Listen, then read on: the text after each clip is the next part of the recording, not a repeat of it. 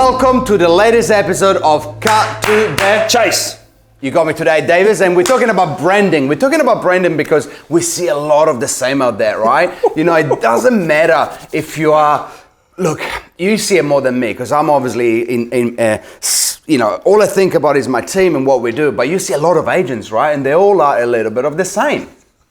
It's a very, very busy space. My brand used to be no better, no worse, just different, right? Team Diego, it's got a brand because people are attracted. Harcourt's the brand, you've got to create a brand. Cannot be a generalist in this market because there's a flight towards the best, right? Yeah. You've got to have a brand. There's a guy down South Auckland, I think he's with Ray White, and he doesn't wear ties, and his motto is no ties, just wins.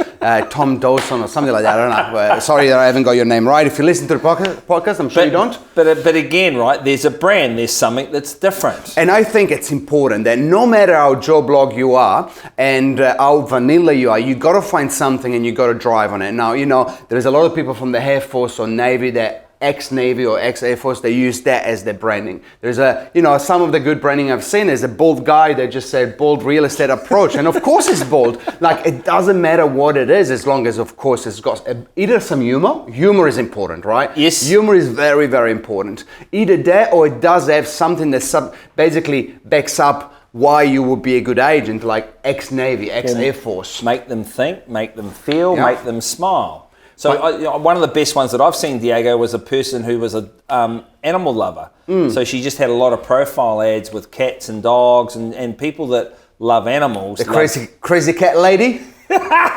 No, but man, get your brand going, know what your brand is, I suppose is what we're saying. Do not be a generalist. Be a specialist in the market and have your brand. Because look, and the last thing is this, right? We work for Harcourt's. There's many good brands out there. That's the umbrella brand, right? Yes. And let's differentiate the umbrella brand, which I love Harcourt's, I love the colors, I love all of that. But it comes down to, of course, you work for them. But it comes down to, as an agent, why are they going to pick you versus another 25 Harcourt's agents from the same office, or God knows how many other agencies, Ray White, Barford, you name it, there is so much out there. So you got to stand out. Then let me talk about this very briefly as well. Once you create your brand, invest a little bit of money with a graphic designer to get a nice logo and pictures. It's good to have the classic business card picture on your business card, but for your marketing, have something a little bit more substantial, be creative. Yeah. Don't be cheesy, but be creative. But yeah, have some nice big dick, that's what she said. That's what she said. Is that cheesy? That is very cheesy. It's no longer on the motorway. Got too many complaints.